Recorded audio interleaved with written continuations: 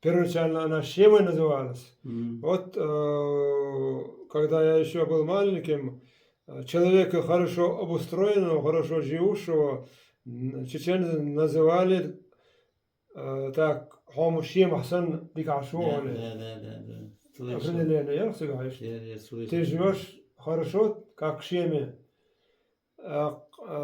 Исходя из этого Шема, как возник Шема, я дал трактовку, переводя Шему,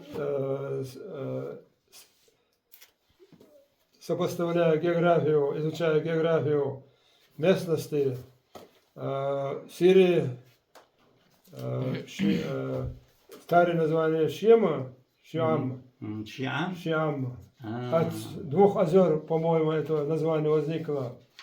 Вот верхнее Тириадское озеро, и внизу есть самая большая котловина в мире, Мертвое озеро.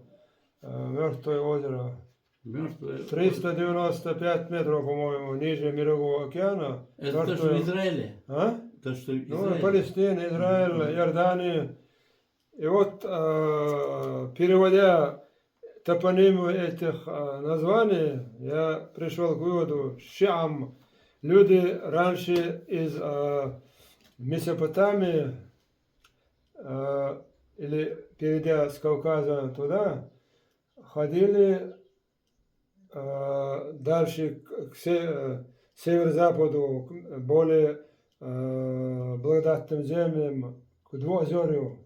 Мгм. Шиам больше. Они вынуждены были переводить между двух озер, Тириадское и Мертвое море.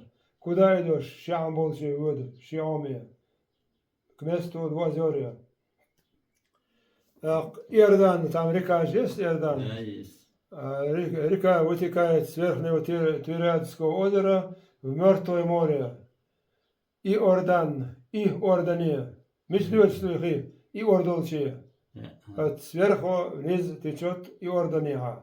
Название государства Иордания, котловине построено Иордания.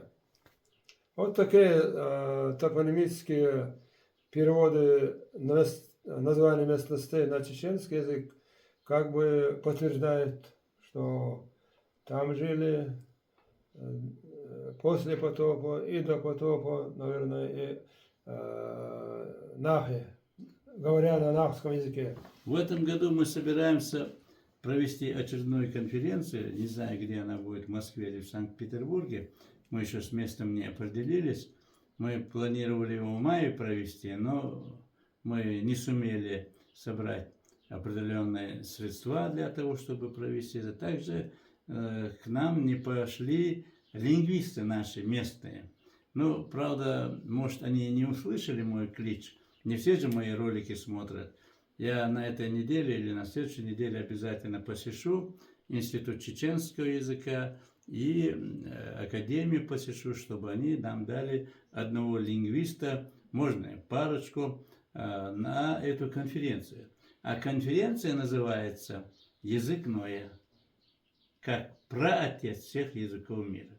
А эту инициативу выставила Даша Санкт-Петербургская, мы так ее называем. Дело в том, что это молодой лингвист, ей, по-моему, где-то около 40 лет всего лишь.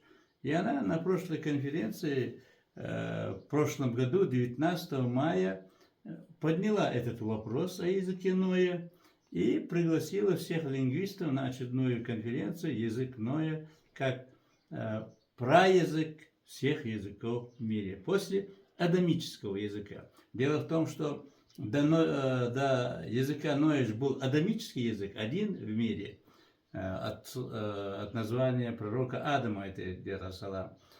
А потом уже нахский язык, язык Ноя, да, Вавилонская башня, ну и так далее. Об этом мы все сказали. Вот мы хотели бы вам предложить посетить вот эту конференцию. Как вы к этому относитесь? Здоровье позволит вам поехать в Санкт-Петербург или в Москву и так далее?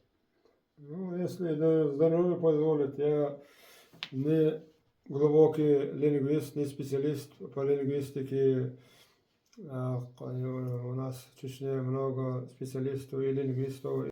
А вы могли бы то, что вы говорите, записать, и мы напечатали бы это в журнале «Союз национальности».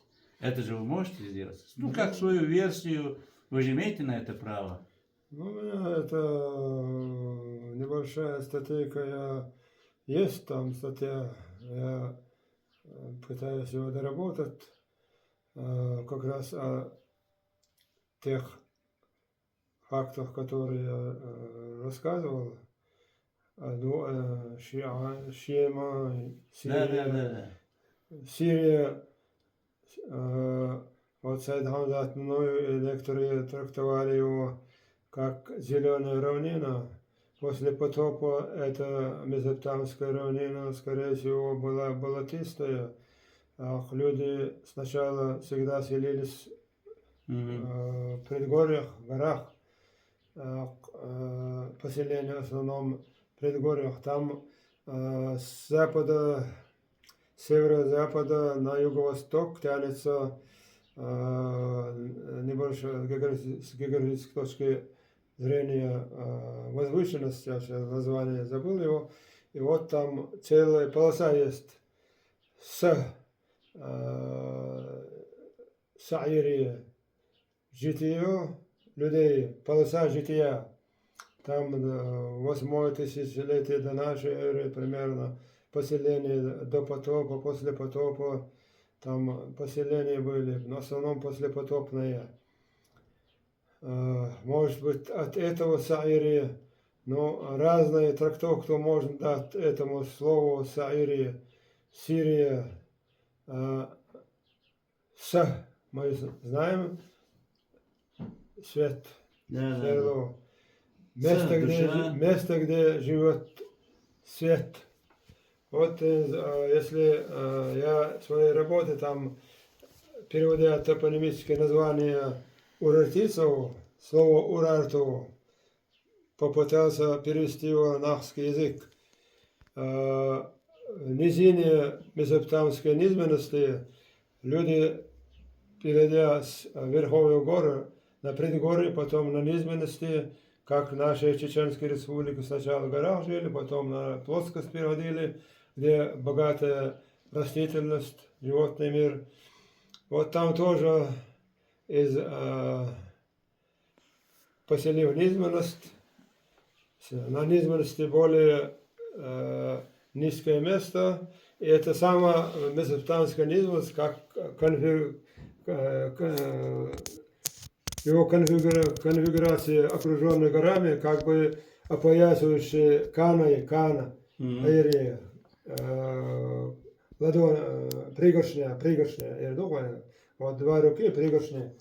Вот горы опоясывают вот так, в середине Месопотамская равнина. А в горах возникло государство Урарту.